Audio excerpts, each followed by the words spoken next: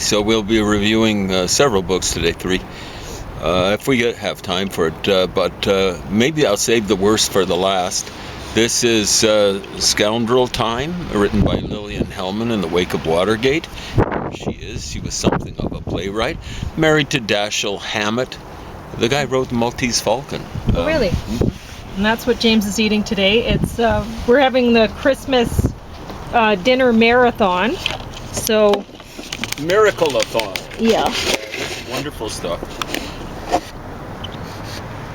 Anyway, you can go ahead and start reviewing whenever you want. Okay, I'll start reviewing.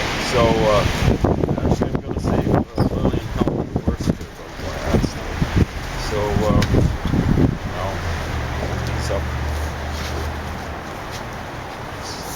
some sort. So, if you're watching stuff from earlier today, I promised, or some people consider it threatened, to deal with this. So, the legacy of jihad, Islamic holy war, and the fate of non-Muslims. So, edited by Andrew C. Boston, M.D. You see that? M.D. What does he? Forward by Ibn Warraq. That's not Ibn Warraq's real name. You can guess why. Okay. Now, as I recall, this is maybe a Persian miniature of Muhammad doing nice things to Jews. The stories go, and these are Victor impact statements. The story goes that he had 600 to 900 Jews killed in one less than 24-hour period. And he got along famously with the Jews, we're told. I would say maybe infamously, but yeah, here's another thing. Written and edited by Andrew C.G. Boston. They leave the M.D. off here. Sharia versus freedom. The legacy of Islamic totalitarianism. At the very least, authoritarianism. But it's totalitarianism is a better way of characterizing it. This is a miniature, maybe a Persian miniature, of try not to be too disgusted by these headless bodies and heads in here. Speaking of heads, you've got a little minaret. Minaret is Arabic for lighthouse, but that's made up of heads. So this is Tamerlane the Conqueror. Timur the Lame is what his name means, or meant. Yeah, well, it still means that now. And he was a lame brain, actually. The Victor impact statements of his exploits in India are actually hair-raising. It's even hair-raising with me, and I don't have much hair to raise. I'm 67 years old and susceptible to baldness. But yeah, Tamerlane, many Arabs, they're crying about his depredations in the Middle East. When he hit India, he selectively went after Hindus. He was a Muslim convert. Maybe not even a convert, I'm not sure. He was a Muslim, there's no doubt about it. And the number of people he killed was, thanks, I don't want to ruin the binding, was absolutely staggering. And this is not in the victim impact statements, it's the Victor impact statements. They're proud of it. Maybe not so much anymore, because people aren't supposed to go around enslaving women and children and genociding men, but the attempt now is to kind of hide this sort of stuff, but that's only recent, and in the long run it will be go the way of the dinosaur. So yeah, we're going to start with this, maybe. Okay. Page 228. Yeah.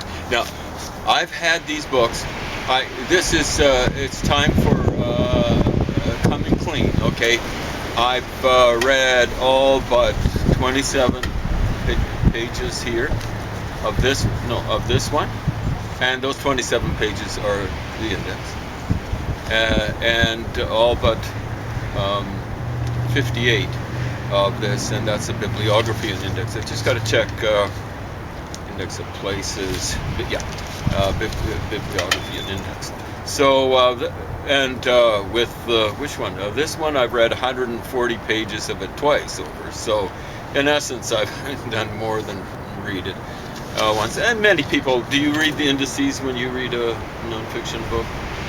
And It how about, depends. yeah, Sometimes that ends up being the most important part to me, okay. because then I'll go through and like, oh, okay, well, this is what, like, I'll highlight as I'm going what I need to read again. No. So actually, that's what I encourage people do, is photocopy that. And I don't know if people who write books would encourage that, but I would, because I like to borrow things from the library because I'm not wealthy. Yeah. So photocopy that, and then while you're reading, just highlight the things that were really important that you definitely think you need to read more about. So, like, yeah.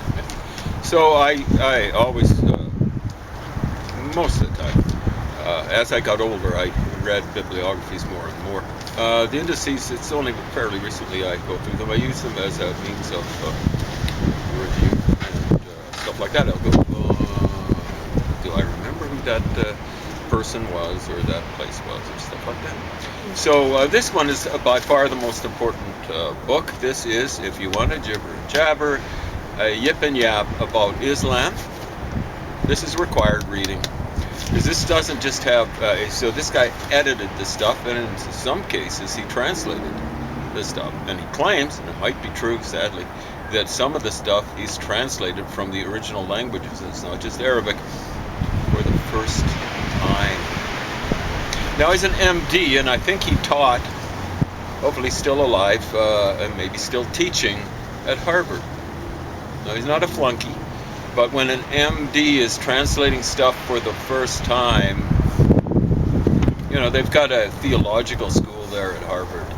Shame on you. If he's got the story right. Shame on you guys. At the theological. Wherever. Department. In religious studies and stuff like that. Now, not the MD.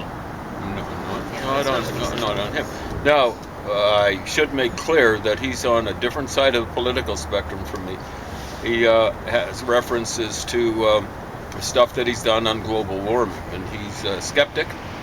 I'm skeptical about global warming, but I think it's happening. In other words, I'm not cynical about it. He might be cynical about it, and stuff like that. I should also warn you anti-Semites out there parading around as anti-Zionists. This guy's a Jew, so you'll probably want to turn off. Well, that's just it. Like is that.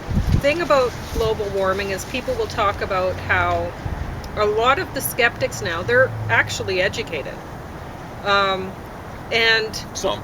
I wouldn't say a lot, but percentage-wise. Well, when I was going to school, a lot of the people understand when I was going to school. A lot of the people that I was going to school with, they were on the opposite side of the political fence from me. Yeah, exactly right. And in other words, they were right-wingers. Yeah, very. And so they, but they weren't uneducated about global warming. They looked at the facts and said, well, if you look at it over the last 100 years, yeah, it's warming, but it's only warmed half a degree or something like that in the last 100 years. So it's not that big a deal as far as, whatever. But then they kind of ignore the fact that some areas are warming way more and causing a lot of trouble, like the Great Barrier Reef. Well, gosh, right? And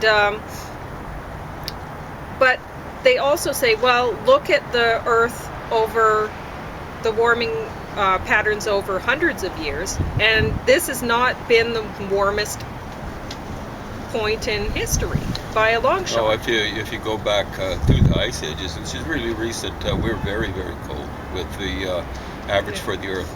The problem with global warming, from what I can tell, is how fast it's happening. Like with the reefs, if global warming happens, and it's happened in the past, coming out of the ice ages and stuff like that, if the reefs can kind of move Sure. back and forth, Exactly. then no problem. they'll survive. And so I've been wondering, well, why don't they just move the reefs? Move them. They know they're dying where they are. Move them. Well, why not? Right? I don't know if it will work, but why they not should try at least it? try some experiments, localized experiments and stuff like that. Anyway, go ahead with your stuff. We'll talk about. So what this is basically the most important part is not where he's edited in commentaries on stuff like that. It's original documents, generally things like Victor impact statements, Arabic, Persian, Turkish sources on what they were doing to a variety of different people, and some of it's pretty hair-raising. Like I say, hopefully it'll raise my hair from the dead, and I'll have a full head of hair. And I'm telling you, this was a huge slog. This is way worse than Kant. I read Kant, like 600 pages in maybe a year or something like that. This stuff, one of these books, this book I've had since the summer of 2015, and this book I've had since it's almost 6 years exactly since around Christmas time, 2015. I guess I got it as a kind of Christmas present for myself, but this isn't the kind of Christmas present that you sit down and lovingly go over. This is horrible, horrific reading, horrible stuff. The guy is a nice guy, and he's done a great job. I don't know how many languages he's, when you look in the bibliography, you're looking at Armenian, and it's not translated into English. The original title's Arabic. I think he's got Turkish in there. French, the usual suspects, French, Italian, Latin, and stuff like that. He's only an MD. He's way sharper than the average religious studies prof. Way sharper. So I'm going to give you a sample of the kind of stuff that's in here. Now, you faux gauchers, you fake left-wingers who haven't turned off already when you found out that this guy is a Jew, you anti-Semites, you so-called anti-Zionists or something like that, better take your gravel. You're going to find this nauseating, but that's the way of this world. It's the ground is going to be moving under you to adapt Bob Dylan, and it'll be motion sickness, maybe as much as just a stomach upset from that requires gravel. So this is an untitled chapter, actually, chapter 24 in the Legacy of Jihad, and this piece of writing comes from 1942, the depths of World War II. Okay? Islam is not a religion of pacifists. This guy mustn't know about Islam. Wow, wow. Islam's jihad, it's coming from within Islam. Okay? Islam's jihad is a struggle against idolatry. That's like Christianity and a variety of different things. Christians are supposed to worship crucifixes. Zoroastrians, fire, and stuff like that. Against idolatry, sexual deviation, that'd be more like for the seculars, plunder, repression, and cruelty. So the jihad is against those things, according to this source. The war waged by, and in brackets it's got non-Islamic, and then it's conquerors. The war waged by conquerors, however, aims at promoting lust and animal pleasures. Wow. Are you folks that were so into the sexual revolution in the 60s listening, you hippies and other flunkies? It's a war against conquerors promoting lust and animal pleasures. This dude would not like you. And yes, he lived through the 60s, okay? And even more lustful and pleasurable, animally pleasurable 70s. Yeah, and he lived well into the 80s, as I recall, past 1989. Valentine's Day. I wonder what happened with Valentine's Day 1989. Are your little brains whirring and clicking? I'm not hearing it. Okay. They care not if whole countries are wiped out and many families left homeless. When you read here, you find out about how Muslims over the centuries wiped out countries and left families homeless. But this guy is saying, oh, it might happen. Whereas with Muslims, it did happen. Okay? Left homeless. But those who study jihad will understand why Islam wants to conquer the whole world. Are you stuffing that in your big ears, into your small brains? This is 1942. Let me repeat, but those who study jihad will understand why Islam wants to conquer the whole world. That includes North America, Europe, India, China, the southern part of Africa, sub-Saharan Africa, South America. If you're listening around the world, it applies to you. And I am telling you now, this guy in 42 wasn't the leader of a country, but he became the leader of a country, a misleader of a country, an imam, which means leader, in 1979. A big country, a country that now has approximately 80 million people.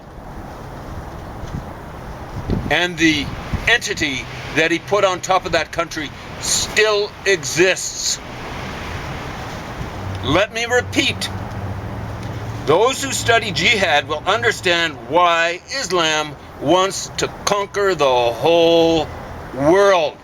And this guy is not from Saudi Arabia, and he's not a Wahhabi. You got that clear? You faux gauchers who will quite willingly criticize Saudi Arabia, but that's about the only Arabic or Muslim entity you're willing to criticize, because they were something like allies of the United States during the Cold War. All the countries conquered by Islam, we're going back to the text now, or to be conquered in the future, will be marked for everlasting salvation. If you convert, you're marked for everlasting salvation. For they shall live under God's law. Okay. Now there's stuff left out there. So this is maybe this guy's cherry picking Boston. Huh? No? So now we go back to the text. Those who know nothing of Islam pretend that Islam counsels against war. Now I was listening to someone being interviewed on What's the Big Idea, otherwise known, covertly known as Ideas, with Nala Ayed. I believe it was that show. She's from Egypt. And someone on there, I believe it was a professor of some description or another, was saying Islam does not condone violence. And that was not, to use one of the folk gauchers' favorite words, contested by the interviewer. Okay, so let me repeat what this expert has to say. This person is an expert, okay? Leader of a country. And eventually a leader of a country, but he's actually a religious leader before them, right? And he remained a religious leader afterwards. Those who know nothing of Islam pretend that Islam counsels against war. Okay?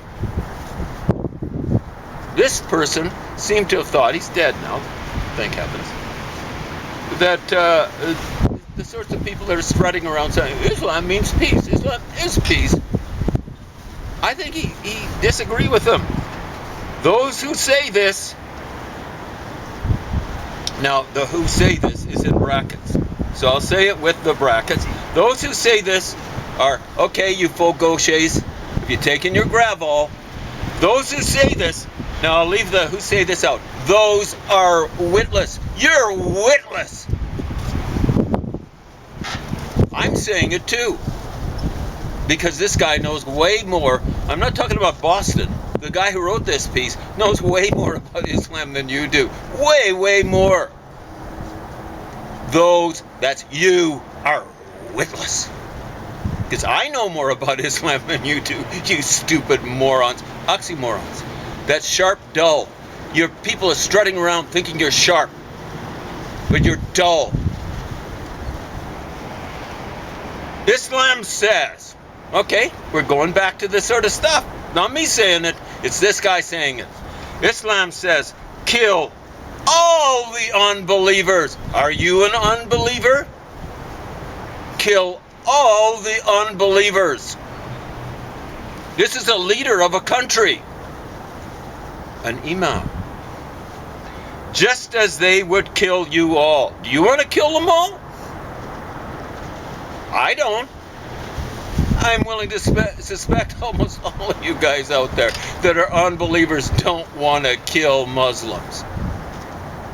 But here's what he's saying. Talk about a paranoid point of view. Kill all the unbelievers, just as they would kill you all. Are you ready for that? Have you taken your gravel? Have you got your helmets on? Have you got your seatbelts on? Are you ready for it when they come looking for you? Okay. Are you still believing in open borders? You dimwits. I almost said dumb something or others. Does this mean that Muslims should sit back until they are devoured by, and the unbelievers, it would be, in brackets, it would be them, devoured by them, I suspect. Okay.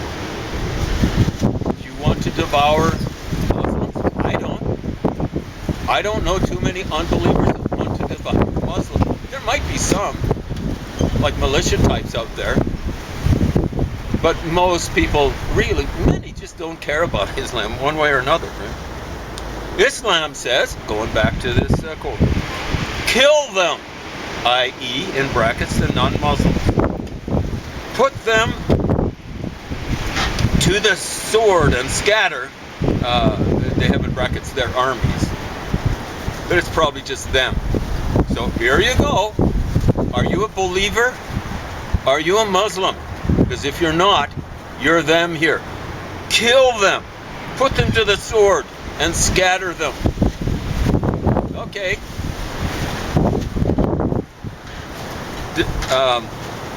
Kill in the service of Allah. Well, okay. Yeah, going back to that person who said Islam doesn't condone violence. I'm contesting that, maybe. No, I'm not contesting it. This source is contesting it. I don't have to contest it. This source gives the lie to that person who was on whatever that program was on CBC. I think it was What's the Big Idea, otherwise known and falsely known as Ideas.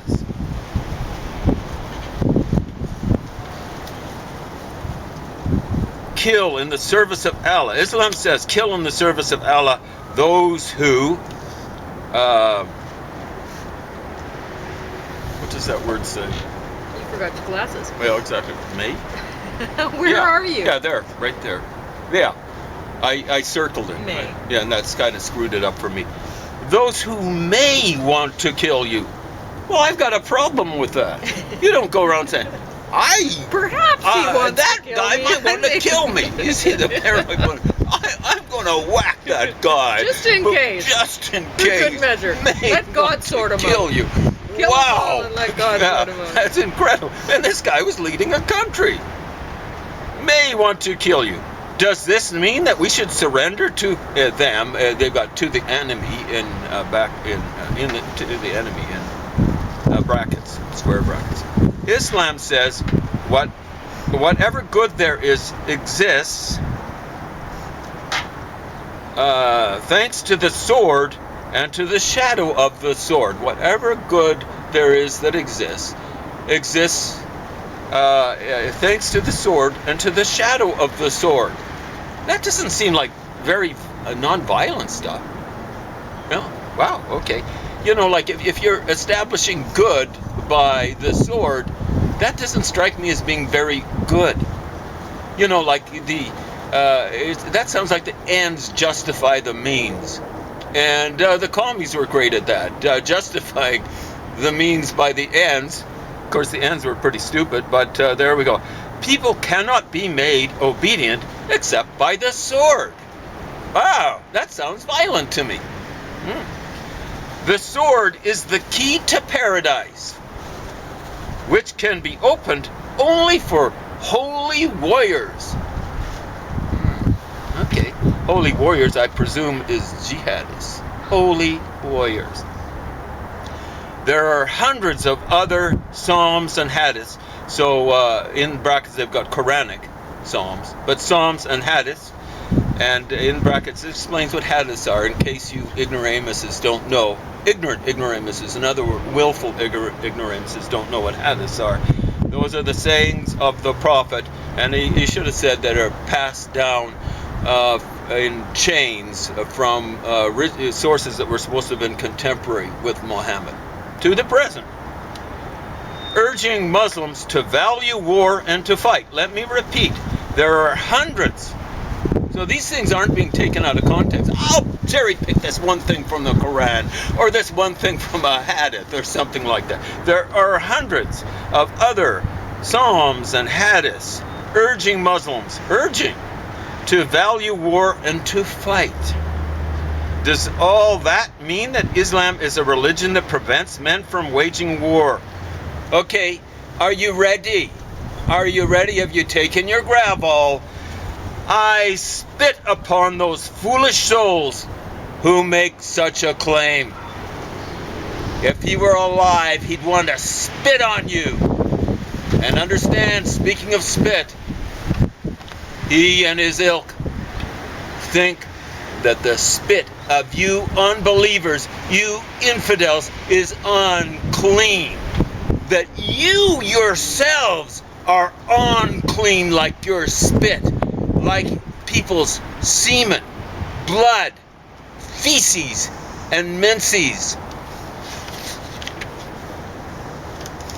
Do some reading, you dumb chimps. I'm talking about you infidels out there. So here's a speech at the Fayzia Theological School, pardon my pronunciation,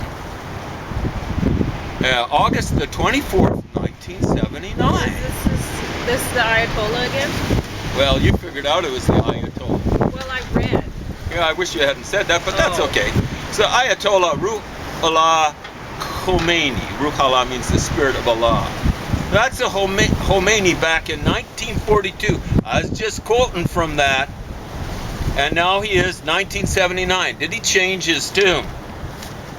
Islam grew with blood. I don't have to say anything more. Islam grew with blood. It spread over much of the known world with blood. And eventually, I'm going to show you some maps that are in the middle of this book that show the spread of Islam. And you get all sorts of apologists, both within Islam and outside, saying, Islam only condones defensive war. They fought defensive war all the way from Saudi Arabia to Spain. Impressive. That doesn't strike me as being... They fought all the way across the northern part of Africa. Oh,